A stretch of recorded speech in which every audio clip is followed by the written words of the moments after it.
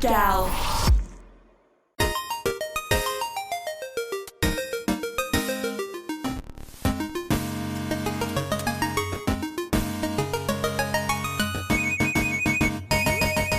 Hey guys, and welcome to GALP. It's me, Bish. Hello. I don't know how to start this episode off because I haven't done a solo episode in a while, but I was thinking about doing more solo episodes because of the fact that I just want to do more episodes. There's very interesting conversations that we've been having on the podcast recently in regards to older games, retro titles, Klonoa, Dynasty Warriors. I did make out a tweet yesterday. Actually, by the time you see this, it probably wouldn't be yesterday, but a couple of weeks ago, I put out a tweet saying what we're going to be focusing more episodes on. And a lot of them were titles that are older, with the exception of Dynasty Warriors 10. So hopefully we'll do an episode, me and Jacob, and I'm putting it out there, maybe Chris Gildart. Chris, if you're listening, I would really like to have you on again to talk about Dynasty Warriors 10. But yeah, hopefully we'll do an episode about Dynasty Warriors 10, our wish lists for that game. I'm pretty sure that it's coming out. I can't guarantee it, but Koei's very predictable. And so I think a Dynasty Warriors 10 is coming. Anyway, what is this episode about today? It's Dynasty Warriors themed and it is retro gaming themed. So we're going to be talking about the older Dynasty Warriors games today. It's GALP's 12th anniversary this month. So by the time this episode comes out, it is technically an anniversary episode and our first ever episode of GALP. We've talked about Call of Duty and games that I was playing at the time, and we're talking about Black Ops, and it was that many years ago. It was in 2010. And I spent a lot of time recently, and that's probably why there hasn't been as many episodes. I spent a lot of time recently thinking about what GALP has meant to me. What is it about? When I started it initially, it was a way for me to gain a voice, right? I was severely bullied at school. I've mentioned this on so many episodes before, but I was extremely bullied while I was at school because of my gaming interests and because I was like weeb before I even knew I was a weeb, right? I was into gaming, I was into anime games, JRPGs, games like Dynasty Warriors or Dynasty Warriors if you live in the US. And yeah, people didn't like that. People pretty much, when I was at school, when I was in high school, they were playing COD, FIFA, possibly some Gears of War, which are good games. So don't get me wrong, they are great games. And I really did enjoy games like COD, probably not FIFA as much, but Call of Duty back in the day. It was a very interesting time. But there was that level of FOMO. I played those games because I've had that fear of missing out. I wanted to make friends. And GALP was a way for me to get out of that, right? That's why you can tell that there was a transition period at the beginning when we started GALP, where most of the games that I was talking about were Call of Duty, right? And it wasn't necessarily a Call of Duty podcast, but the earlier episodes focused on more Western games. And the reason being is because that's what I was playing at the time. I stopped playing my Japanese games because I didn't think that they would make me cool. Kids at school at the time were playing Call of Duty, FIFA. They were playing other RPGs at the time, but like Mass Effect and things like that. And I wasn't really into that. There was one gentleman that we mentioned before on the podcast. His name is Daniil. He's like a legend on Kunai. He got me into anime. But it was Daniil and a few of his friends that sort of took me on board under their wing, right? I was still playing games like Shin Sangoku Musou and Dynasty Warriors and things like that. And they introduced me to JRPGs, right? These were the kids that were playing Persona 3, Persona 4 on the PlayStation 2. They were playing games like Final Fantasy. They were big Final Fantasy fans. And around that time, Final Fantasy 13 had come out. So that was the game that I was playing. I didn't really enjoy it as much. I didn't get past the second disc. And to this day, when I go back and play it on the Xbox, I didn't quite enjoy it as much. So yeah, it was a weird one for me. But the main reason why we started GALP and the main reason I started GALP was because I wanted a voice and I wanted a safe place for me to talk about the games that I love. And I took some time out a little bit to kind of find my passion for podcasting again. That's why I started the episode with the gaming industry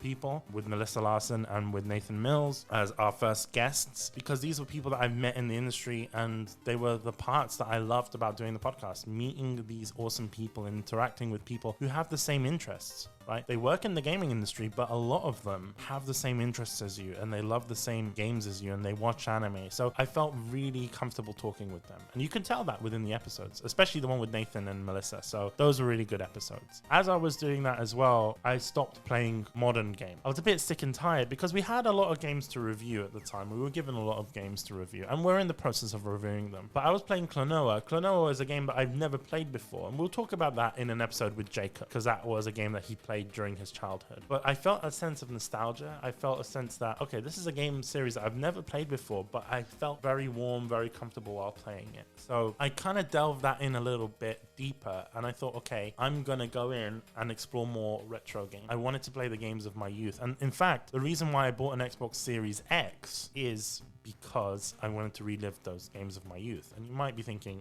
what are you talking about, Bish? There is a game called SSX 3, and I believe it was on the backwards compatibility program for the Xbox, and this game was enhanced, so it's running in 4K. So I think Microsoft did some enhancements to the game, and it's the best way to play SSX 3. But I had to start a new save file because originally as a child, I played the SSX games on the PlayStation 2, and there was something missing, really.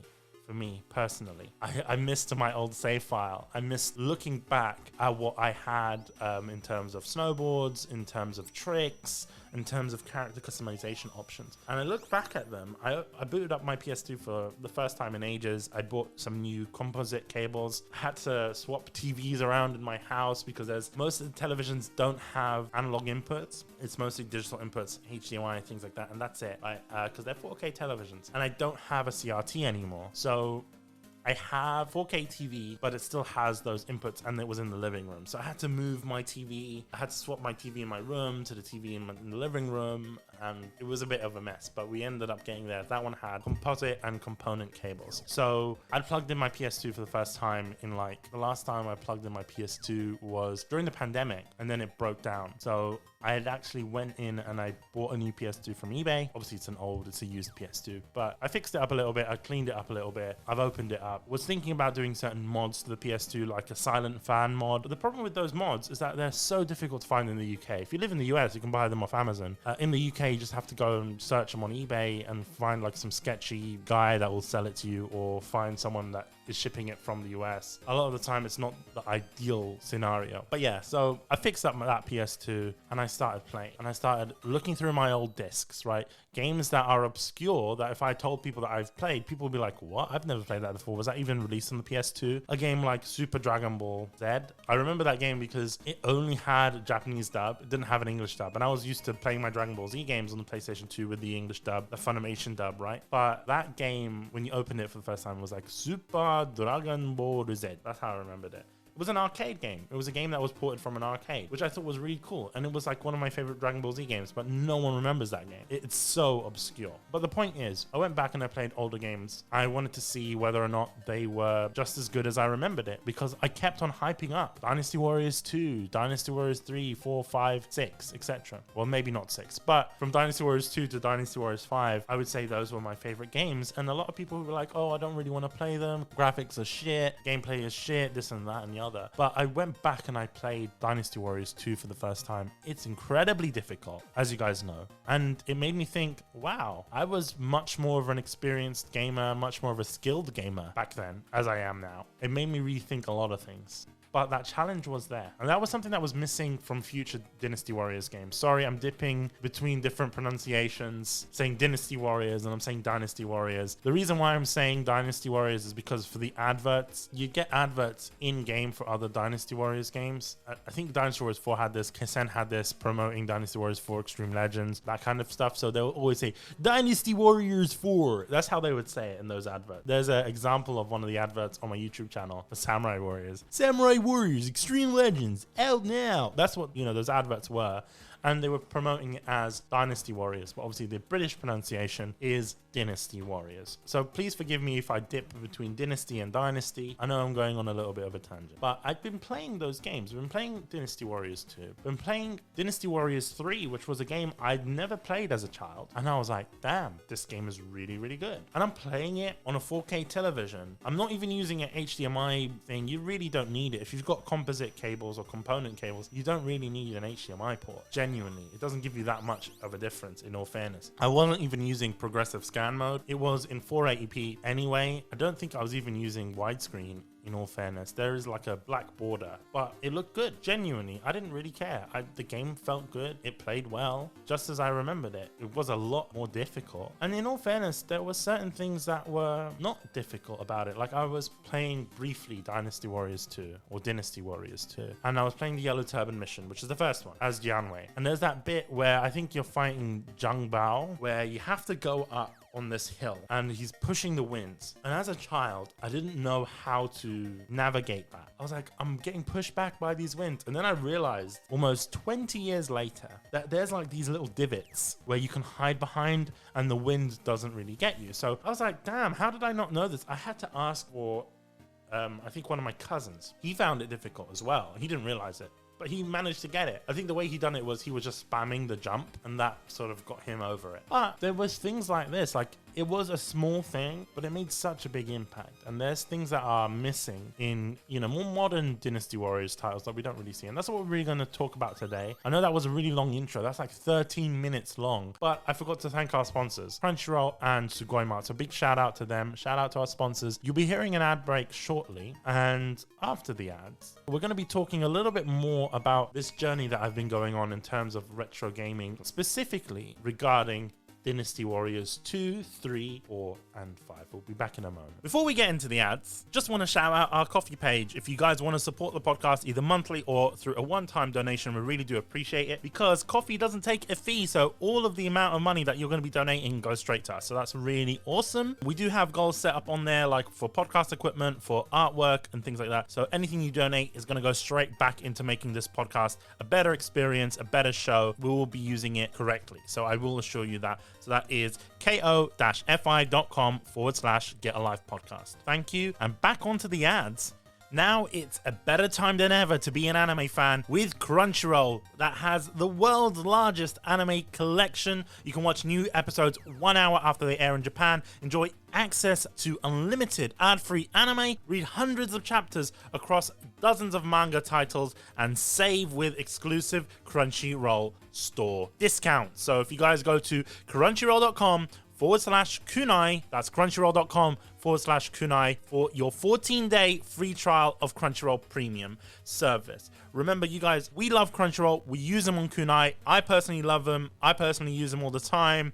We've been going to Crunchyroll events for a long time sponsor of the podcast. And you know what? They are the best place to watch anime legally online with over 30,000 episodes. And at the moment, if you're listening to this, they've got the largest fall lineup in history for fall 2022 with over 40 simulcasting titles. That is insane. So join Crunchyroll with our link, crunchyroll.com/kunai for 14-day free trial. In addition to that, you've got different perks with your premium service. You can either go with your mega fan, you can go with fan service, or your mega fan for 12 months. Personally, the biggest savings that you're going to make is if you do your mega fan option. If you live in the UK, that's only £60 a year. That's VAT inclusive. That's cheaper than any streaming service at the moment, especially if you're into anime. You got all your anime pretty much in one place. That's no ads, unlimited access to the Crunchyroll library, new episodes 1 hour after they air in Japan for your simulcasts, access to your digital manga, streaming on 4 devices at the same time, as well as offline viewing. You would not believe how many times offline viewing has saved me. Beyond the tube, there's no Wi-Fi, there's no 5G. I'm like, I want to watch anime. Boom. I'm watching Overlord. I'm watching Dr. Stone. I'm watching Naruto. I'm watching DBZ. You've got it all on Crunchyroll. So that's crunchyroll.com/kunai. That's crunchyroll.com/KUNAI. Back onto the episode. We are back. Hopefully you guys enjoyed those breaks. Just as a little reminder, if you do want to support us directly on the podcast, it's going to be done through Ko-fi. We're no longer using Patreon, which means we're no longer going to be offering early access. We are going to try our best to provide early access a different way. We're in the process of deciding whether or not do it through Apple Podcasts or we do it through Spotify. Most likely it will be done through Spotify, only because Spotify users can be on iOS, on PC, on Android, basically on anything. So most likely it'll be done through Spotify. It's a very simple process, but we haven't really ironed things out. We're still in the process of transitioning. So for the meantime, there's not going to be early access. Early access will return. I can't guarantee when. So in the meantime, if you still want to support the show directly directly, you can do so on our Coffee page, which is coffee.com. So that's ko-fi.com/Get a Life Podcast. And you can donate, I believe it's like £3 a month or something like that, which is decent. I love that. So please make sure you do that. We love you for it. So back onto this bit here. I've been playing Dynasty Warriors 2, 3, 4, and 5. And a lot of people don't know this, but when I was a child, I'd never played Dynasty Warriors 3. Never. It wasn't a game that I even knew existed, okay? And there's a good reason for that. It's because when I was a child, I was like 6 years old or 5 years old when I was playing Dynasty Warriors 2. And that was when my dad was still alive. And I think by the time Dynasty Warriors 3 had come out, my dad has passed away, or he was getting ill, and I wasn't really thinking about games in that time. I was just enjoying the games that I had, right? I was playing a lot of SSX. I was playing, I think SSX Tricky was coming around that time. I was hyped for those games. Didn't really know about Dynasty Warriors. And to be fair with you, in the early days, because these games were not published by Koei, and many people don't know this, at least in Europe, these games weren't published by Koei, and so they didn't get as much advertisement. They didn't get as much clout as, they would have done if the publisher Koei had published. So Dynasty Warriors 2 was published by Midas Interactive, which is a company that doesn't exist anymore. It exists but doesn't, but they mainly were like a big publisher back in the PS2 era, especially for Japanese titles in Europe. They're based in London. Well, at least back then, they were based in the UK. You can find remnants of that company within Ghostlight,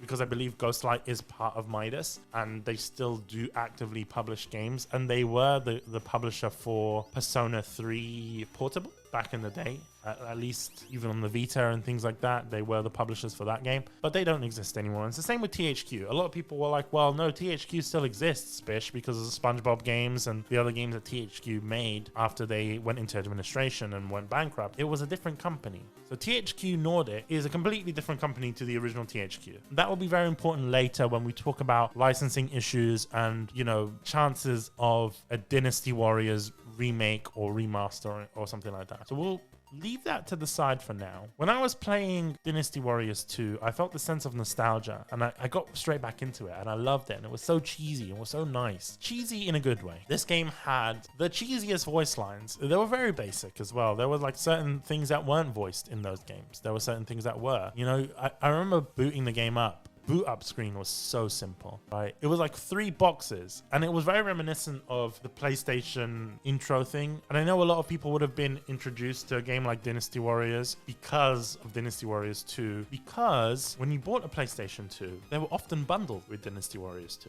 And if they weren't bundled with Dynasty Warriors 2, you'd get a demo disc, and that demo disc had Dynasty Warriors 2 amongst other games and SSX. So I remember as a child, I don't think we had Dynasty Warriors 2 originally. I think we had a game, I think it was like Roller Coaster Tycoon, Rayman, a couple of games like that. And, we didn't have many games on the PS2 to start off with. This was like within the first week of the PS2 releasing. And I think also, come to think of it, I think we had our PS2 really early. Like, we got our console before general release. So there wasn't really games that we could buy at that time. So we just had a demo disc. So we played the games that were on the demo disc, and we were like, hell yeah. Dynasty Warriors 2, fantastic. SSX, great. And then when games started to come out, we were just buying a lot of games, including Roller Coaster Tycoon. I think we returned Roller Coaster Tycoon, and instead we got Rayman, or we traded it in for some PS1 games, because PS1 games were still being released and still being published, and you could still buy them in stores. And I remember we got our games from Comet. Don't know if you guys remember Comet. I remember Comet. Comet was kind of like Curry's, but I don't know. I think Comet was just nicer. Like, I liked the scheme of Comet. It was black and yellow, and they had a bigger gaming section than Comet, than Curry's. It was just nicer. I just never liked Curry's. Curry's just felt like an old man shop. I preferred Comet. That's, where we bought our PS2 games from. But yeah, they would have a lot of games in bargain bins as well. And after a while, I think by the time Comet was like dying down, there were like certain games that we had gotten from Comet, like Kessen, and Kessen 2 and stuff. So we'll do a whole episode on Kessen. But my point being, I'm reminiscing about Comet. No one fucking knows what I'm talking about when I talk about Comet. Like, Comet doesn't really exist anymore. Comet is like basically like Curry's, but better. It's so much better. Fight me in the comments. Fight me. Tell me what's better, Curry's or Comet. I want to see Comet return, in all fairness.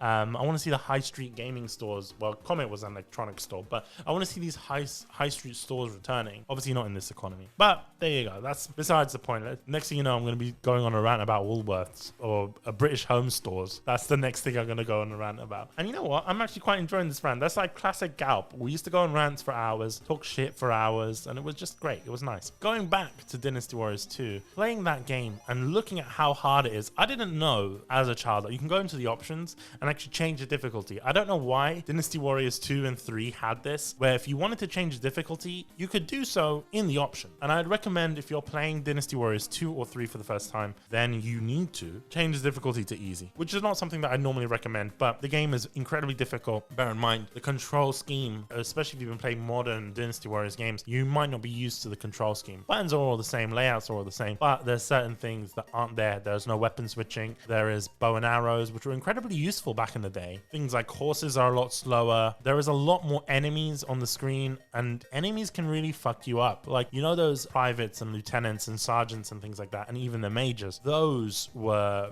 really beefed up in Dynasty Warriors 2 and 3. Like, they can do damage, like they can fuck you up, right? And we're not even talking about the commanders and the enemy officers and things like that. Those guys would beat the shit out of you. Like, the privates would beat the shit out of you. Like, it was fucked. And if you look at their character models, they're really beefed up and muscly compared to how they are in the more modern games.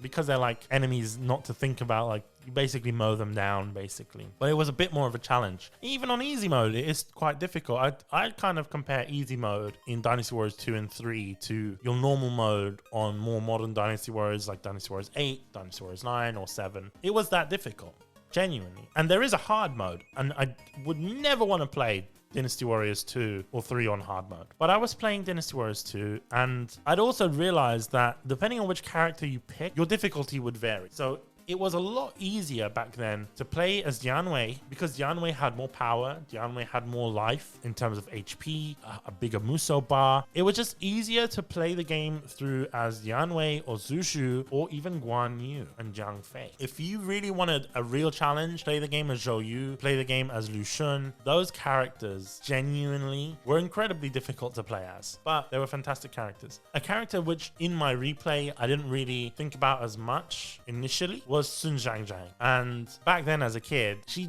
wasn't really that cool. Like, I don't know how to explain it. Her moveset wasn't fun. I was like, oh man, I want to play with swords, not these weird circles. Bear in mind, you're a 6-year-old child. You don't really understand that those circles are blades, right? You were thinking they were hula hoops. At least that's what I thought as a child. I was a bit of a dumb kid. So I really wasn't intrigued by that. But it wasn't really fun. And it was incredibly difficult because she didn't have, you know, good stats like Dianwei. When I was a child, the only character I would play as was Dianwei. That was it. There were so many other characters, but it was either just Dianwei or sometimes Guan Yu. I wouldn't get further than Hulao Gate if it wasn't for Dianwei and Guan Yu. And I remember the way that I got past Hulao Gate was if you play as Dianwei and you do square triangle, which is your charge attack, your second charge attack. Because the way that movesets worked back in the day was you had your square triangle, which would be your launch attack, which basically would launch the enemy up in the air. And some attacks would actually chain so that you would be up in the air and then bring them back down. Like you're juggling the enemy effectively. And those attacks were very useful back in the day. Not so much in modern games, but they still do keep them in modern games because enemies were incredibly difficult to get off their horses. And they could do a lot of damage on the horse because you couldn't really do damage to them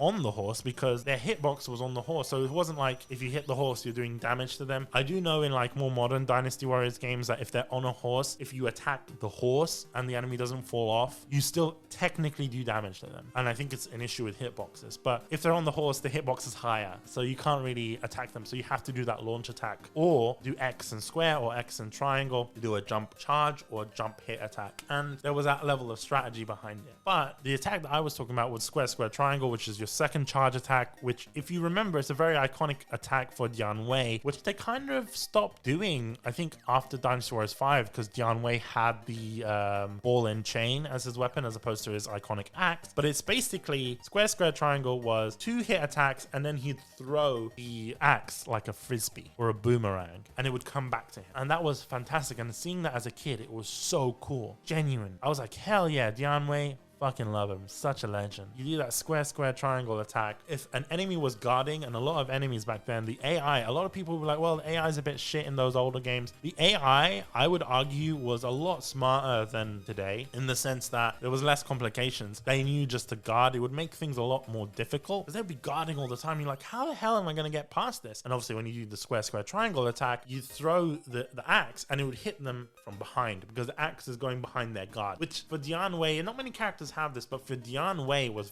very, very useful because if you're fighting Lu Bu, which apparently on Hulao Gate, you're not supposed to approach Lu Bu and you're not actually supposed to fight him because, and I didn't know this as a child, I always assumed that you just needed to kill Lu Bu, right? So I was playing as a 6-year-old fighting Lu Bu on normal difficulty, which is fucking hard, and I didn't realize that there was a path that you can branch off to then go and defeat Dong Zhuo. Didn't know that. So I actually went in and I was fighting Lu Bu, and the way I did it was just spamming that attack. Doesn't help the whole idea or the whole perception of Dynasty Warriors where people say, oh, it was a button masher. In this case, I was a child, and yes, I was button mashing. And I didn't realize that there was a secondary path that you can go on. So I was an idiot on my part, but you know what? I defeated Lu Bu as a kid, and that was a great achievement of mine. There you go. Yeah, there was that. And that was a really good experience for me. But I never got past. I think I got to the very end. I was playing Wuzhang Plains as Dian Wei, which obviously Dian Wei would have died way before that. And even Cao Cao would have died way before that. But Cao Cao was still there. Sima Yi is there. I was playing Cherbi back then. Like the iconic battlefields were there and they were great and they were fantastic. Did I like Wei as a faction? I didn't really care. I liked the characters back then because there was less characters, so you could really spend more time with them. The missions are all the same. They didn't really vary from game to game. Dynasty Warriors 3 kind of introduced that, and obviously I never really played Dynasty Warriors 3 until now, 20 years later. Dynasty Warriors 3 kind of introduced that a little bit more. He had a little bit of variance between your different stages and characters and things like that. And to be fair with you, it's a game that holds up. Also equally as difficult, but it has the same tracks. It has the same stages. They're slightly changed. The music is pretty much the same, but remixed. You got iconic music pieces like Arena were introduced in Dynasty Warriors 3. And a lot of characters were introduced in Dynasty Warriors 3 as well, like Zenji, for example. I always had the impression that Zenji was introduced in Dynasty Warriors 4, but that's because I'd never played Dynasty Warriors 3 as a kid. I jumped straight to 4. So I really enjoyed 3. And then I realized, okay, well, there's other games within 3's library, like 3 Extreme Legends. And I went back and I tried mixed joying again, which I think Koei Tecmo was sued by Capcom regarding mixed joy. I don't know who won the lawsuit, but I think Capcom ended up winning it or something. I can't remember. But to do a mixed joy in like 20 years after the fact is incredible. I really like that. It was really nice. You popping a new disc in and having it load that data from a disc. And it made me think, well, it's loading the data from the disc for verification purposes, because after that, after you'd loaded the data from the Dynasty Warriors 3 disc, the Dynasty Warriors 4 disc, or the 5 disc or whatever, depending on which Extreme Legends game you're playing, and it loaded that data from the disc, the game actually prompted you, remove the disc and put back the Extreme Legends disc on. And when you think about it, Extreme Legends doesn't have much content there, right? It's usually a challenge mode, it's usually additional character stories, things like that. So you wouldn't really expect it to have that much content in terms of file sizes. When you look and get down to file sizes, the file sizes for Extreme Legends are actually larger than the file sizes for base games. And it made me think, oh, Extreme Legends is basically the full game is on that disc. The full game is on the disc, but you need the original disc for the mixed joy to sort of verify that you own that content. It's kind of like a weird sort of verification in a sense, like kind of like DRM, but obviously DRM uses like connects to a server to just confirm that you actually own the game. But it was like a very primitive version of that, an offline version of that as well. So it was like DLC verification. The game was already on the disc, and I'm not sure how one would go out and unlock that without that verification using the other disc. So effectively, you'd be paying twice for the same game, and they charge you full price for them, believe it or not. So we did that. So it was very interesting, the fact that using those mixed joys and learning that the Extreme Legend game had the full game on it already, it used this weird DLC sort of verification thing, which was interesting. I mean, I did used to use mixed joying a lot with Dynasty Warriors 4 and 5. 3 was a bit of a weird one because I didn't really expect 3 to even have an Extreme Legends. When I found that out, I had to go out and buy it along with 3, of course. So it was a very interesting experience. Dynasty Warriors 4 is a lovely game. I know a lot of people might have their doubts. A lot of people I know back in the day when I started the podcast actually got into Dynasty Warriors because of 5. I remember back in school, and we're talking primary school here, when Dynasty Warriors 4 come out, and around this time my dad had passed away and I was really upset. And my older sister, shout out to Christina, my older sister, she had basically, bought us a bunch of games, and Dynasty Warriors 4 was one of them. Dynasty Warriors 4, and I think it was Kasen at the time, but we played Dynasty Warriors 4 and we fucking loved it. That was a good game, genuinely. And we had co-op for the first time, because Dynasty Warriors 2 didn't have co-op, and we never played Dynasty Warriors 3, which introduced co-op. But playing Dynasty Warriors 4 for the first time and making your own character and making your own bodyguards as well, and renaming them and naming them after characters that you've seen in other media or television shows, or naming them after your friends. It was such a really cool thing. I didn't name them after my friends because I didn't really have many friends. So what I did was I was playing Kasen 2 around the same time, and there were characters that were there that didn't exist in Dynasty Warriors 4. Some of them existed as NPCs, some of them didn't exist at all. So I made a female character called Saiwenji, which obviously now Saiwenji is a character. And there was other characters that I made like Mei Mei and Lolo, which were characters from Kasen. If you guys know, Zhang Fei had like 3 daughters in Kasen that were playable. So yeah, I just made up these characters, right? Ma Dai was one of them as well that I made up these characters for. And if I couldn't make them as playable characters, or if I didn't think that they were cool enough to be playable characters, then I would make them as bodyguards.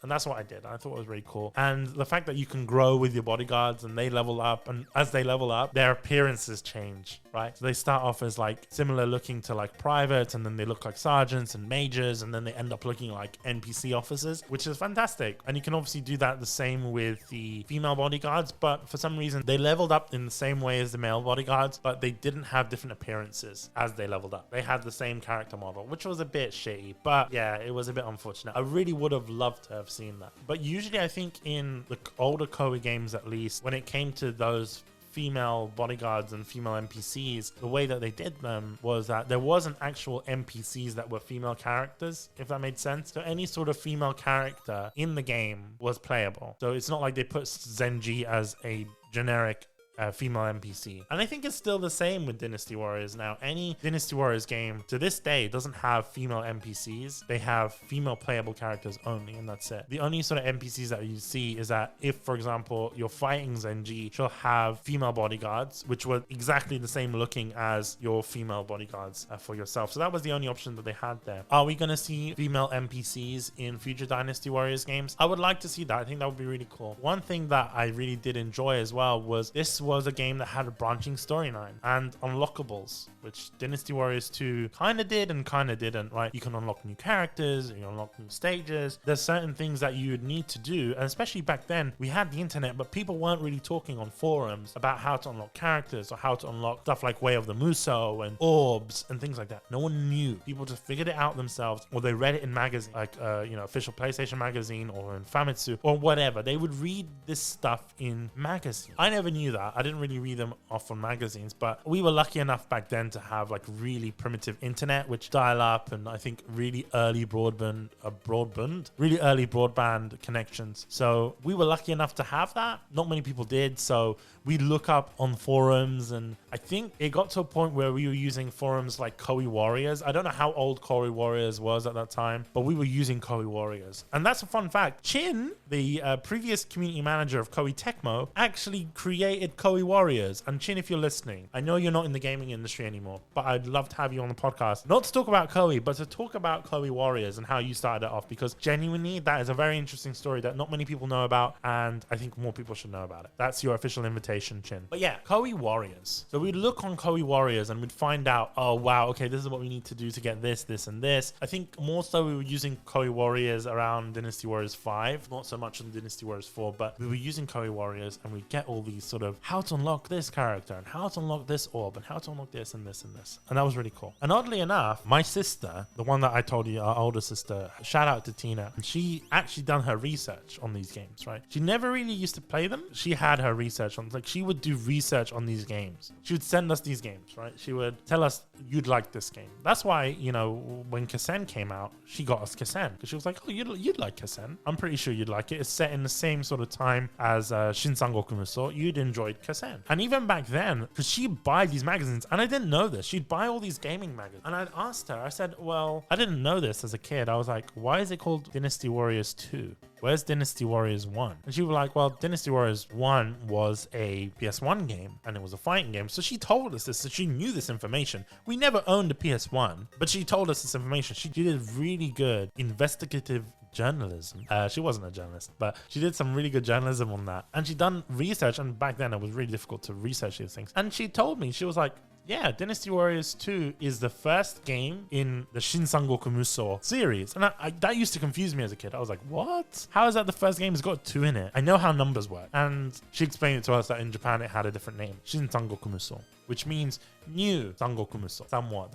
That's kind of the explanation that I was given as a child. So she gave us that backstory there. And anyway, so we used to play Dynasty Warriors 4 all the time. Such a good game. And going back and playing it was just great. And going back and reliving those old saves, and we play on hard mode, we'd play on chaos mode, and I was like, hell yeah, because it would tell you the other second player. And back then it would do split screen on a CRT. It's a fucking pain in the ass. And in all fairness, we had a big CRT back then. I mean, we had this huge Sony CRT, which I'm very upset about that we got rid of a few years ago. Actually, not a few years ago. We got rid of it 10 years ago. That CRT at the time had like a lot of component and composite inputs. It was an excellent CRT because it was one that my dad personally bought back in the 90s or like the early 2000s. It was a really, really good CRT, like genuinely one of the best. And it had all of the composite inputs at the front. So you could plug in all your consoles at the front, and they had multiple composite inputs, and it was just fantastic. And you had multiple SCART inputs.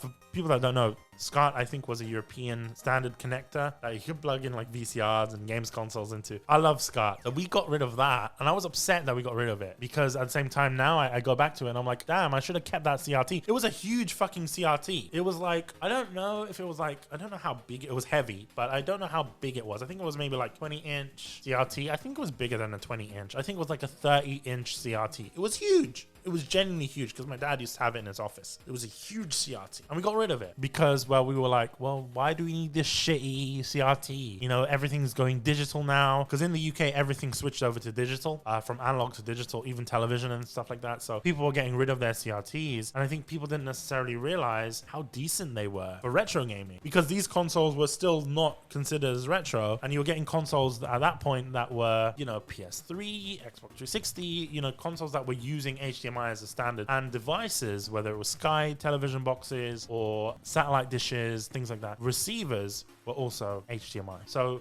everything moved towards HDMI and people got rid of their CRTs. We got rid of ours, but as I was saying with Dynasty Warriors 4 was that we were playing on a CRT, and the split screen was so small, even on the CRT, and it was a huge CRT, but even on the CRT, they were small. And at that point, I think we'd also transitioned over to plasma televisions, which still had those inputs, but it wasn't the same, right? The games looked a bit odd, they looked a bit fuzzy, they were like, what the hell's going on? And when I plugged it into my television, I think I'm using like a very basic LG 4K TV, but it had the composite and component inputs. The game looked great. Genuinely, there was not really any upscaling going on. Yes, I was playing the game in 480p, but it looked fantastic. I was like, damn, this game still holds up. And it looks better than playing it on the PlayStation 3. And I know it sounds really dumb and a lot of people won't agree with me, but if you've ever played Dynasty Warriors 4 or Dynasty Warriors 5 on a PlayStation 3 using PlayStation 3's internal emulation, and I'm not talking about the PlayStation 3 that you use the discs for PS2 games, I'm talking about your later PS3 models like the Slim and Super Slim. Those ones, you could play PS2 games through emulation. Emulator wasn't that good. And especially if you're doing HDMI out, it doesn't look that good. But yeah, we were using that. And playing split screen was very difficult, but we made it a challenge, right? It was me and my sister. You guys know Georgina. She's on Umai. Go and check out Umai. But me and my sister, we were playing Dynasty Warriors 4, 5, I think even up to 7 and 8. We were playing split screen. We didn't do it on Dynasty Warriors 9 because, fun fact, Dynasty Warriors 9 didn't have split screen and it was patched in later on. on, I think a year after the game came out, or like half a year after the game came out. So up until Dynasty Warriors 8, we were playing the game split screen, which was really cool. And going back at those old saves from 20 years ago, we'd usually have these really fun pairings. Like if we were playing as Wu, okay, I'd be Zhou, she'd be Sun Ce. Sun Ce was like her favorite character at the time. Zhou was my favorite character at the time. Or we'd pair it up differently, you know. One of us would be Sha Qiao and the other one would be Da Qiao. Like that's how we'd pair these things. Or we do Guan Yu and Zhang Fei. Or we do, I'm trying to remember the other combinations that we had. We didn't play Shu as much. It was mostly Wu. Like we were a Wu family. It was all about Wu. But we'd play on occasion characters from Wei. The pairing usually would be Zhang He and Zenji, right? I'd play as Zhang He, or this would play as Zenji. Or it would be Dian Wei and Shu Zhu. She would play as Dian Wei, I'd play as Zhu Zhu. Like it's stuff like that. Like there was these fun combinations. Like we had to make sure that the characters matched. Like it was just weird. But we also continued doing that into Dynasty Warriors 5 when Chaos Mode existed. I don't know if you guys remember Chaos Mode, but we had played Dynasty Warriors 5 a shit ton. I'd say probably more than Dynasty Warriors 4, but we'd played Dynasty Warriors 5 so much to the point where we wanted more of a challenge. And we were like, okay, we're going to max out the characters and see how long we'd last in Chaos. And it was always a challenge for us because as soon as we unlocked Chaos Mode, we were like, okay, we need to play this. And we got our asses handed to us. Chaos Mode is very difficult to play by yourself if you don't have a second player, especially in Dynasty Warriors 5. So we'd rely on having the second player, healing one another. You'd have to make sure you got the right bodyguards because, you know, if we had bodyguards that would heal you, because you can rely on yourself to protect yourself, or you can rely on your teammate, in my case, my sister, to rely on you, like to rely on defending you, especially if your health is low, but you couldn't heal one another. That wasn't really possible. So you'd have each one of your bodyguards, make sure that you'd level up your healing bodyguards or your magic bodyguards so that they could heal you, especially if there wasn't any supply bases and things like that. So each game, I think what's very interesting is that each game was very unique, right? Dynasty Warriors 4 had introduced new characters, new weapon leveling systems, branching stories, what if stories as well, which is very unique for the time, which we end up seeing in games like Dynasty Warriors 8. And then you have Dynasty Warriors 5, which was more story driven, right? So each character had their own individual story, which we saw in Dynasty Warriors 7. Like it was fantastic. So these games were really good back then, and replaying them again rekindled my love for Dynasty Warriors and rekindled my love for Koei Tecmo as a company, or back then was known as Koei, but it rekindled my love for gaming and in fact for GALP, because these were the games that led me to create GALP. And obviously now I'm playing more modern games, I'm losing that essence, right? I haven't seen a game in a while that's made me feel that good.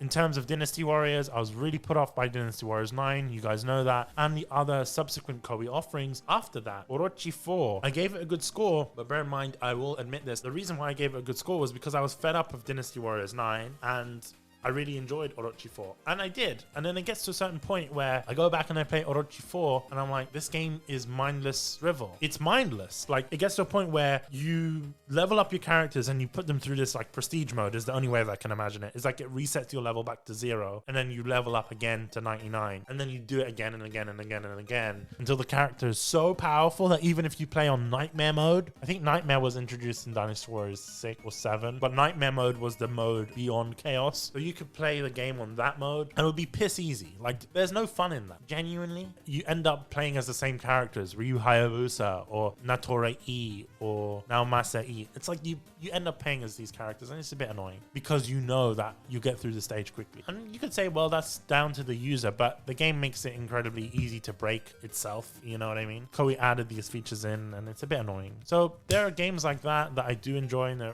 you know, but after a while those games get really stale and you can't really go back and replay them. Like in 10 years time or in 20 years time, I don't think I'm going to boot up my PS4 or PS3 and play Orochi 4. No, might play Orochi 3, don't get me wrong, but I know most likely that I'll go back and in 40 years time even boot up Dynasty Warriors 2 or Dynasty Warriors 4 and enjoy it the same way that I do now. So before we go on an ad break, I want to talk about how I'm playing my games, my retro games. I am playing it on an original PS2 with the discs because otherwise you wouldn't be able to mix joy with the original memory cards and my original saves. The controllers are slightly different. I'm using a lovely controller by Retro Fighters called the Retro Fighter Defender controller. They are not sponsored. We're not sponsored by them, but they are fantastic controllers. And if you are looking for a great controller for the PS2 or PlayStation 1, they're great because they come with the original connectors, or I think 2.4 gigahertz wireless, and it comes with a Bluetooth dongle so you can use it on the PlayStation 3. If you are using it on the PlayStation 3, you don't have 6-axis support, and there will be a separate controller coming out with that, but it won't have the PS1 or PS2 functionality. But to be fair with you, if you are playing games like Dynasty Warriors, you really don't need that 6-axis support or that motion controls or whatever. So no need to worry about that. Also, if you are using the dongle, the USB dongle, it will take up a USB port because it doesn't pair natively to that console without using the USB dongle. So bear in mind. But if you are using it for PS1, PS2, best console controller, hands down. My personal opinion, even better than the DualShocks. It's more similar to a modern controller. It feels like a Pro controller. It feels like an Xbox controller, but with the PlayStation layout and some lovely features as well, like a home button, a screenshot button if you're using it on Switch, things like that. It's a fantastic little controller. Alternatively, and they're not a sponsor as well, if you want to use existing controllers that you own, like DualShock or DualSense controller or an Xbox 360 or an Xbox One controller, you can use the Brook adapter, which is around the same price, but it basically has a connector, and on that connector is a USB hub, so you can use wired controllers if you want to, or Bluetooth controllers. So either way, go with the Retro Fighters or go with Brook. It's up to you. The Brook is more versatile because if you have fight sticks, you can use them with PS2, which I do recommend. If you are someone that's into fighting games, go for the Brook adapter because you can plug in USB controllers, and I think that's a better way to go, especially if you built your own fight stick like me. But yeah, we're gonna go on a bit of an ad break. I've been recording this for an hour now, which actually is surprising me that I can go on and talk about this topic for an hour and still be entertaining. I hope I'm entertaining. I know I've been going on a lot of tangents, but GALP is all about the tangents, baby. Okay, let's go on an ad break and we will see you after the ad. Before we get into the ads, just want to shout out our coffee page. If you guys want to support the podcast either monthly or through a one-time donation, we really do appreciate it because coffee doesn't take a fee. So all of the amount of money that you're going to be donating goes straight to us. So that's really awesome. We do have goals set up on there, like for podcast equipment, for artwork and things like that. So anything you donate is going to go straight back into making this podcast a better experience, a better show. We will be using it correctly. So I will assure you that. So that is ko-fi.com/GetAlivePodcast. Thank you. And back onto the ads. Are you a fan of anime and Japanese pop culture? I know I am. So why don't you get your asses down to Sugoi Mart? All right, that's sugoimart.com. Alternatively, you can use our link getlifepodcast.com/Sugoi. That'll take you to our special link on Sugoi Mart. That is getlifepodcast.com/SUGOI. And use our code GALP, that is GALP, for 15% off on everything on Sugoi Mart. And you can use the code multiple times if you really love Sugoi Mart and you're like, hell yeah, I'm gonna go and purchase the best things that Japan has to offer. Food and drink, beauty items, collectibles, toys and games. You can actually buy Gunpla from Sugoi Mart as well as a lot of things for your home. Kitchen appliances, bathroom, bedroom stuff. They've got these really lovely Spy Family campus notebooks. I'm a big fan of stationery, as you guys know, and they've got that there as well. There's some really cool stuff on here. You can also purchase experience sets, which is basically like kits to make matcha, to make onigiri, and they'll provide everything basically. Whatever you want, Sugoi Mart has got it. They've got a lot of really cool stuff from Japan. And as you guys know, every sort of month or so, they give us a care package that we show off to you guys, which I think is pretty cool. So they've got really nice stuff included. They also sell Pokemon cards and a lot of genuinely hyped stuff. What we want to do is that we want to find out the weirdest things on the Sugoi Mart website and get Sugoi Mart to send them to us. So Sugoi Mart, if you're listening, let's prepare that. Let's just get the weirdest stuff and send it my way. And we'll talk about it on a episode of Umai. They've got some really, really nice stuff. If you want to get items from Japan quite easily, some really nice quirky items, then you can go to sugoimart.com, use the code GALP for 15% off on your purchase. They've got some really nice stuff, whether you're an anime fan, whether you're a fan of Japanese culture, or even if you're a fan of Disney, they've got a lot of Disney items on there. So experience Japan from the comfort of your own home with Sugoi Mart. Use the code GALP for 15% off. Thank you, Sugoi Mart, for sponsoring this episode of the podcast. And back on to the episode. So, okay, we are back from the ads. It's me, Bish, and maybe you're expecting someone else, but no, it's me. So once again, thank you for listening to those ads. Really do appreciate them. Consider sharing the show as well. If you really like GALP and you like what we do, then share it. Simple as. On our final segment, we're going to be talking about the future of these retro games and what's going on. I was recently on a live stream with Chris Gildart, and by on a live stream, I mean I was watching his live stream. Shout out to Chris, by the way. We love Chris. We stan Chris. Chris is like one of my favorite people on the internet because he's just a nice Canadian person. So shout out to Chris and shout out to all the Canadians out there. So yeah, Chris Gildart does this wonderful live stream on a Sunday, and a couple of Sundays ago, he was playing Dynasty Warriors 4 Hyper. There was a person in the chat that had recognized me, and because obviously my YouTube is Get a Life Podcast, and they'd recognized me and they're like, Bish. I was like, who the hell are you? Like, I didn't know this guy. Like, I've never interacted with this guy before. I think they were from Asia, most likely, like Indonesia, I think, because we have a big audience in Indonesia and in the Philippines and Vietnam, and I think Taiwan as well. So shout out, if you're listening in those countries, shout out to you guys. Love you. And thanks for listening. But yeah, so this guy recognized me. He was like, Get a Life Podcast, man. I love your podcast. And he posed a question to me during the chat. He was like, what do you think about Dynasty Warriors Remastered? Are we ever going to get one? And I get questioned on this a lot, as if people think I know Koei's every move. I will say this from now. I don't work for Koei. That's point number one. Point number two is Koei is very predictable. That is the reason why I know a lot about Koei. Bear in mind, I've been playing Koei games for like my first games were Koei games. So since I got into gaming, Koei games were my forte. I pretty much know everything Koei is doing because of investigative journalism, right?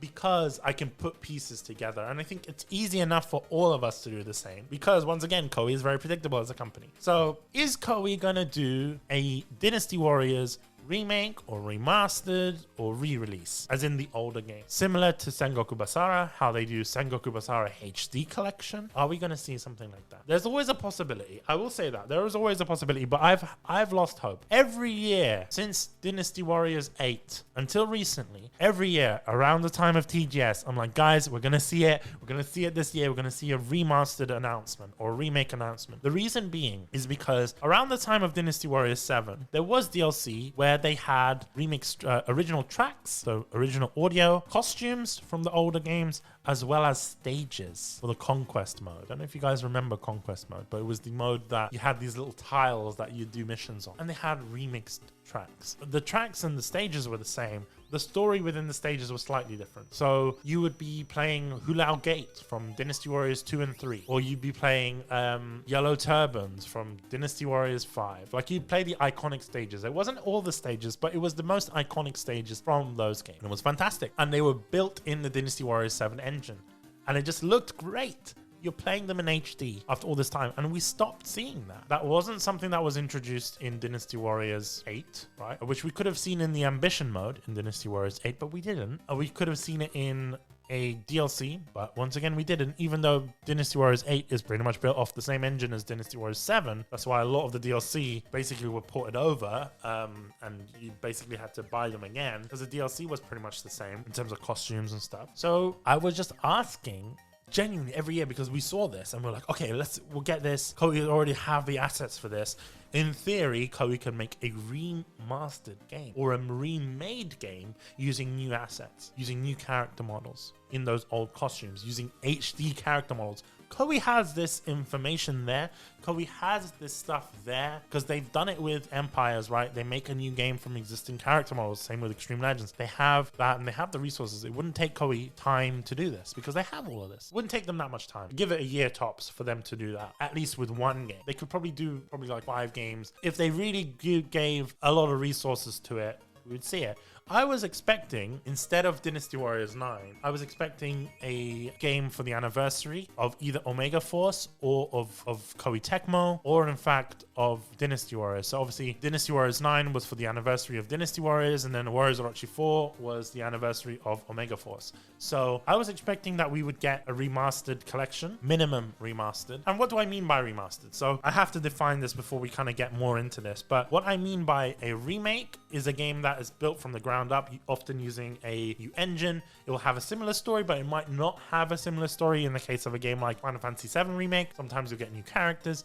So it's using the same sort of basis that original game was made of, right? That's a remake. Completely different game using the same sort of building blocks as the original. A remaster is often the exact same game ported over, but using new assets, using new character models, but the gameplay remains the same, story remains the same. You know, there will be enhancements. So consider that as an enhanced version of a game, right? Similar to something like Klonoa, right? Klonoa I would consider as a remaster. It's not a remake, it's a remaster. And then you have a flat out re-release, which is what we've seen Koei do before in terms of re-releasing older titles, often PS2 titles, on the PlayStation 3's PSN, right? We saw that with Dynasty Warriors 2 and 3 in Japan. We saw that with Dynasty Warriors 4 and 5 in Europe. We never got them in the US, apparently, but you can still find them in Asia. If you go on the Singaporean PlayStation Store, if you go on I think the Malaysian PlayStation Store as well, I think also Taiwanese PlayStation Store, you can find them on there, as well as the Japanese store. But obviously I think the Singaporean store will have an English version of the game on there. So if you still want to download those games, the best way of doing it is, you know, having a Singaporean account and then paying in Singaporean dollars to get those versions. I don't know if they're still on the Singapore PlayStation Store. They might not be. View that at your own risk. They might not be, so take what I'm saying with a grain of salt. The way that I got them was I got them from the European store. I got them from the UK PlayStation Store back in the day, before they sort of kind of started to cull out the store. Koei, what they've done recently is that they've removed Dynasty Warriors 4 and 5 and Kasen, and basically every one of their Musou games and every one of their older PS2 titles that they were supporting on the PlayStation 3 store, they've removed them. And you'd think it's because of this new Sony offering of PSN, with the new PlayStation Plus tiers being similar to Game Pass. And Koei have been supporting it with games like Bladestorm, mostly PlayStation 3 games, but I haven't seen any PS2 games from them. And I thought that, oh, when they had removed Dynasty Warriors 5 and 4 from the PlayStation Store on the PS3, when they delisted them, that they would bring them to the PS5 and PS4 through PS2 emulation on the new PS Plus platform, but they didn't. And that was another thing that made me think, oh, okay, that means Koei is going to be releasing them as a full game, right? Tends to be the case that games companies delist the game if they're going to be re-releasing it or doing a remaster or working on something. Is Koei working on something? I don't know. It's more likely that they are. They could be. They could be working on something. I will never know that information. What I do know is this. Many people ask, well, how come Dynasty Warriors 4 and Dynasty Warriors 5 were released, but not Dynasty Warriors 2 and 3 in Europe? And that's because of licensing. Back in the day, we did mention it earlier on in the episode, back in the day, the publishers and the licenses were dealt with by THQ and Midas, companies that no longer exist anymore. I've done some investigative journalism. That's the third time I've said that this episode. Investigative journalism. It's like one of my favorite words to say. I did some investigation on it for many years now, and I'm posting this out to Koei. I cannot find who owns a license. Dynasty Warriors 2, Dynasty Warriors 4, and games like Kasen 2, because also Kasen wasn't on the PlayStation Store, but Kasen 1 and 3 were, but not 2, because 2 was published by THQ. So I've been trying to find those games. Who owns them? So I've been in talks with THQ, with people that worked at THQ, with people that worked at Midas, with people that had worked anywhere close to Midas.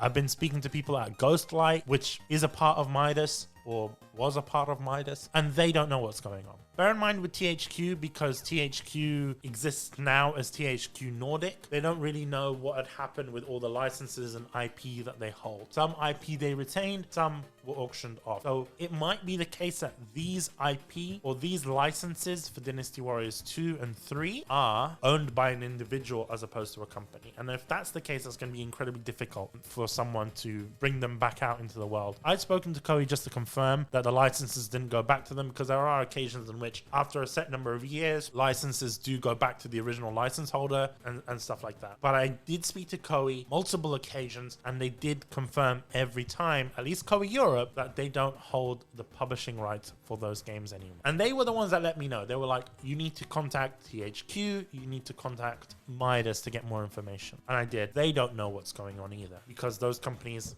went into administration. They don't exist anymore. So those games could have been auctioned off with a bunch of other IP, with a bunch of other licenses, to the point where it could be passed down, or the person that owns that license might have passed away, passed it down to someone in his family, or have just been lost. The way that I can think that Koei could deal with it and to figure out who has that license is if the person that has the license or owns that publishing rights for Dynasty Warriors 2, Dynasty Warriors 3, all those Koei games that were not published by Koei in Europe, is to then go out and publish them themselves on the PlayStation Network. And you might be thinking, why, Bish? The moment that you do that, you put your information on file, right? You have to register with Sony, blah, blah, blah. Koei could then, in theory, I don't know the legality of this, but in theory, they could then approach that publisher who self-published the game and be like, we want to buy the rights back from you. And you're like, oh, okay, that's interesting. Cool, Koei could do that. That is something Koei could do. The reason why Koei doesn't is because, well, no one has done it. And I'm pretty sure if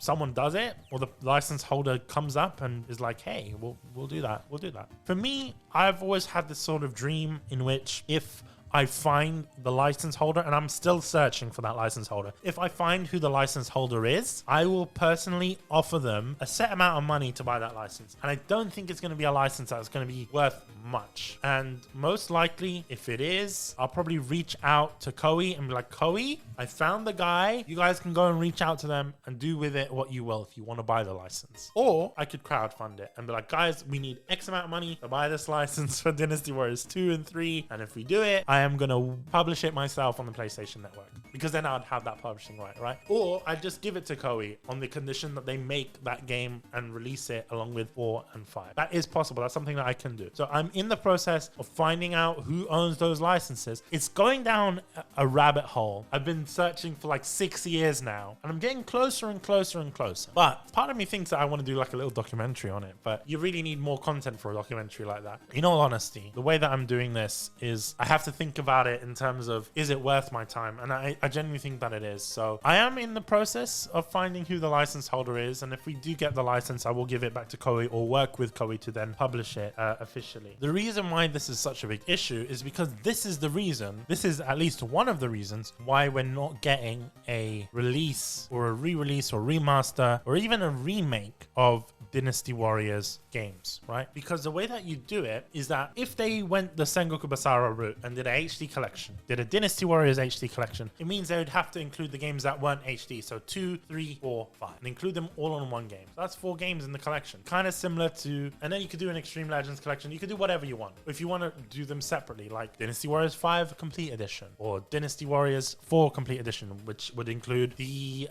base game, Extreme Legends included, and Empires. Especially back then, Empires were a bit featureless, I'd say. They didn't have that many features or bells and whistles and things like that. So you had those kind of games. You could do it like that. You could do 4 and 5 complete editions and then 2 and 3 as an HD collection, right? Because you could fit 3 games on those games. That's how you could do it. That's how logically I would do it. But that's besides the point. That's how I would do it. Koei wouldn't be able to do that because Koei likes to do multi-region releases. Unless it's something that we'd see in Japan only. That's more than likely, kind of like what we saw with Sengoku Basara with Capcom. Koei would never release a game in the West and not release it in Europe and release it in the US, or vice versa. They're not going to release a game exclusive to Europe and not release it in the US. Right? That's how Koei is with these kind of games. They don't want to split their releases like that. And it makes sense. But the reason why we're not getting that game in the West is because probably Koei wants a multi-region release. And if they can't get it in Europe, then they're not going to release it in America and they're not going to release it in Japan. They might just do a Japan-only release, but then that would piss off the fans in Europe, right? And that's less money for them because now Koei,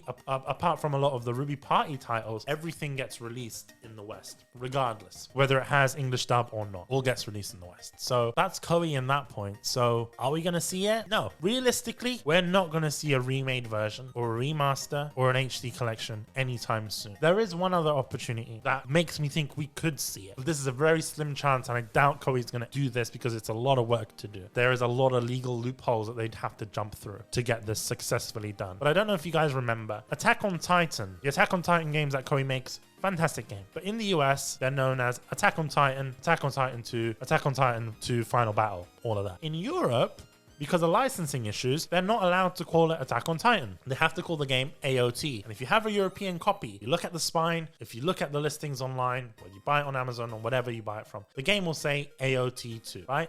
Or AOT, because they can't use Attack on Titan due to licensing. So it makes me think, they managed to bring that game overseas, right? There was a lot of funding for that game. So they managed to bring that game overseas and managed to navigate European licensing and all of that kind of stuff. So it makes me think, why can't they do the same with Dynasty Warriors? And instead of calling it Dynasty Warriors 2, they can call it DW2. Because Attack on Titan is the same. It's called AOT. People, abbreviate it as AOT. A lot of people on Twitter, when they're talking about Dynasty Warriors, don't say Dynasty Warriors. They say DW8, DW7, etc. So they could call it DW Remastered Collection or DW HD Collection. They could do that as the abbreviated name. Or they can use the Japanese name. They can call it Shin Sangoku Musou HD Collection. They can call it that. But I think what Koei might be afraid of is confusion. There might be a level of confusion that fans of these older games wouldn't know them as Shin Sangoku Musou. They would know them as Dynasty Warriors. So there might be that level of confusion there. So I think that's probably one of the reasons why Koei wouldn't do that. And I'm sorry if I'm crushing dreams here, but I'm just being realistic. We're not going to see a HD remaster. Although there is an option that I will mention that is more likely, and I think is what's going to end up happening, is that with Dynasty Warriors 10 or Dynasty Warriors 10 if you live in the US, in that game I have a feeling, and we're going to talk about it a little bit more in our episode wish list for Dynasty Warriors 10, but I have a feeling that game is going to be very similar to Samurai Warriors 5 in the sense that it's a more stripped down version of a game. So it's not going to be as complex as 7 or 8 or even 9, and I don't think it's going to be open world. I think they're going to go back to basics, cut the roster, probably going to be a roster that's similar to Dynasty Warriors 5, because I think Dynasty Warriors 5 had a good number of characters, probably like 40 characters, maybe 45 characters. And the way I'm thinking about it is 10 characters in each faction, including other factions and stuff like that. So that's how I'm considering it. And then obviously you'd still include your Jin characters and Wu, Shu Wei, and other and all that kind of stuff. So that's how I think they're going to do it. But I also think that they're going to either do it as in form of DLC, like remastered stages and storylines as DLC, which I think would be really, really good, especially if they're using original characters from back in the day, like Dian Wei, like this and that, or they're going to implement them into the base game as what-if missions. Now, most likely, it's going to be in form of DLC, but I think that's how Koei can navigate it, because in effect, that would still be a DLC that would basically be remaking the older games. They can navigate the whole legal aspect of it in terms of publishing, because they're remaking the game, and well, they're not even remaking the game. It's a game within a game at that point, offering it out as DLC. And you can name the DLC whatever you want. They could just call it Classic Stages DLC. Do you see what I'm saying? And they've done it before with Dynasty Warriors 7. So that is something that they can do. Dynasty Warriors 10 could do that. That would be the best case scenario. We are working on an episode for Dynasty Warriors 10, and we are working on an episode for Sengoku Basara to talk about all of these differences. I'm going on a nostalgia trip, and so I'm trying to strike while the iron is hot, because we have a lot of ideas for Dynasty Warriors 10. If you want to tell us your ideas for Dynasty Warriors 10 for that wishlist episode, please tweet us at Get Life Podcast. Join our Discord, getlifepodcast.com/Discord. Tell us your suggestions as well. If you're listening on Spotify, there will be a little Spotify poll that will ask you, what features do you want to see in Dynasty Warriors 10? And we'll use that. We'll give you a shout out on the next episode of GALP, where we talk about Dynasty Warriors 10 and our wish lists. So make sure, if you're listening on Spotify, scroll down a little bit. You'll find that little Q&A. Answer it directly on Spotify. We'll give you guys a shout out. So hope you guys enjoyed this episode of GALP. Big shout out to our sponsors, Crunchyroll, Sugoima. Big shout out to the team and everyone that works on GALP as well, whether it's GALP or Kunai or Umai or Raji Nomi. I want to give a big shout out to you guys as well, because without you guys, we wouldn't have the show today. So hope you guys enjoyed it. Please tell me if you want to see more episodes like this, more one-on-one discussions where we go back on those stupid tangents again. Old school GALP, guys. That's what we're going back onto. So please tell me if you want to do that. Also, please tell me which guests you want to see as well, because there's a lot of guests that I really want to bring on the podcast. I'm thinking about BK, not Burger King, BK from Rooster Teeth, thinking about bringing them on, as well as Swoozy. I really want to bring them on as well. We have an episode that we recorded with Master a few months ago, almost a year ago at this point. It was during COVID. We'd recorded this episode. We have the sign off from Koei. There was just some issue with rendering that episode out, and obviously since then we got new equipment and new PC and stuff, so that shouldn't be an issue anymore. I do understand that it's going to be after the release of, you know, Ninja Gaiden Collection or whatever it's called. All the information is still there. It's still relevant information. It was still a great discussion about Ninja Gaiden and about Master as well, and how he got into Ninja Gaiden. So the episode is going to come out soon, as well as part of our look into the games industry and talking to content creators as well as people that work in the games industry, whether it may be press or social or marketing team, or even eventually we're hoping to talk to developers as well. So that's part of that, I guess. If there is anyone else that you want to bring on, I'm thinking about a lot of other people. Like I mentioned, BK, Swoozy, we had Master on, so we'll probably bring him on again. I'm thinking journalists, games journalists. I know some games journalists can be a bit divisive and can, you know, I know that some people don't like some games journalists, but there are a lot of wonderful games journalists out there, like Jade King from The Gamer. She's wonderful. Never really spoken to her before, but she follows me on Twitter and I follow her on Twitter, and we've been following each other for a while, so she's a legend. So I've read her articles before, excellent editorials and things like that, but I'd really want to sit down with her and talk about games industry and all that kind of stuff. The games industry, all that kind of stuff. And there's so many other people as well. Like, I mean, we talked with Nathan, we spoke with Melissa. I'm thinking who else we could ask on. Chin, we need to bring on Chin. I'm just thinking who we could bring on. Holly Bennett is someone that I want to bring on. Holly, if you're listening, which I highly doubt, but Holly, if you are listening, reach out to me, or I'll reach out to you. I'll most likely reach out to you. Holly Bennett is someone that I do want to bring on, as well as some voice actors.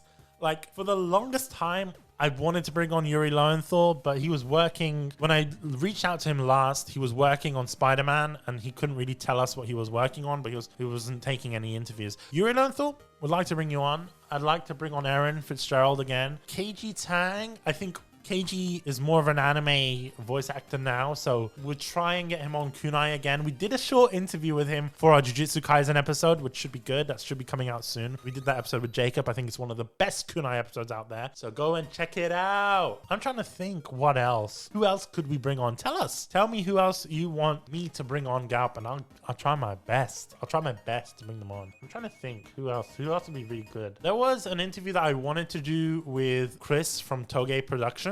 We tried to do that during COVID, but it was just incredibly difficult because of the time difference, because they're based in Indonesia, we're based in London. So that might be very difficult for us to do, but there's so many other episodes that we want to do as well. I'm also thinking about doing episodes with VTubers. So if you're interested, let me know. Like, genuinely. I want to get Jazz. That's another one. Jazz. We need to get Jazz on the podcast, and we need to get Will. We need to get all the people that I know in the games industry. Will, Jazz. Trying to think. Yeah, we'll try and get on Will and Jazz and all these people. But that being said, please tell us who you want us to reach out to on the podcast and do a special episode on with them, and tell us what games you want us to cover, especially if it's Japanese titles. We'll cover them. We are planning episodes on Tales of Arise, Scarlet Nexus. I already mentioned Klonoa. That one's already locked in. Klonoa, Sengoku Basara. We're also doing episodes on Xenoblade Chronicles, as well as Persona, because the new Persona game's coming out. Bayonetta's coming out as well. There's going to be so many different games that are coming out, but just bear with us in our timing, because these are big JRPGs and things like that. And as you guys know, JRPGs take ages to play. We're finally getting through with our Final Fantasy VII remake discussion, which, in all fairness, has been a bit delayed because I need to play Final Fantasy VII, the original. And I want to play it on a PlayStation 1. I'm in the process of doing an HDMI mod for a PlayStation 1. I've never owned that console before, but I'm in the process of doing it. PS1, and if not, I will just probably buy, because I own a disc copy of Final Fantasy VII in preparation of that, which I technically could play on my PlayStation 2, but do I want to?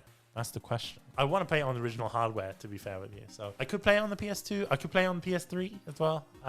Nothing stopped me from doing that. I could also play it on the PS4 with the enhanced version, which allows you to skip like grinds and stuff, like do speed up and stuff, which I think that might be the definitive way to play the original Final Fantasy VII. So I might do that, get prepared for Final Fantasy VII and Crisis Core. Guys, there's so many games coming out this year, and whoa long, there's just too many games. So yeah, just tell me what games you want us to see. I told you the games that we are working on in terms of episodes. We're not doing a Halloween episode this year because there's just too many games, okay? But we'll try our best to do that. And yeah, let me know what you guys think, and yeah, just drop me a line on Twitter and tell me, hey, Bish, I really like this episode, or I didn't like this episode, or we'd want to see this person or that person. So let me know what you guys think, and I love you guys, and I'll see you guys on the next episode. Yeah. I was gonna say stay sexy, but I don't think Joe has allowed me to stay sexy. Wait, that came out wrong. I don't think Joe has allowed me to say stay sexy because they've let Jacob say it, and Jacob's having too much fun with stay sexy. And I'm sorry. I'm genuinely sorry. Joe, if you're listening, I hate you. How come you let Jacob say stay sexy and I don't even get stay sexy? All right, I need the stay sexy, Joe, and I'm sorry. You need to grant me like a certain number of stay sexies. I need it. I know it's your thing, but you know, you let Jacob do it. I'm really upset. You know, although in Jacob's defense, he does say the stay sexy really well. In his defense, he does say it really well. And I don't do it as good with my British accent. It doesn't sound right. But yeah, I'm not even going to say it out of respect to Joe. I'm not going to say stay sexy. So bye.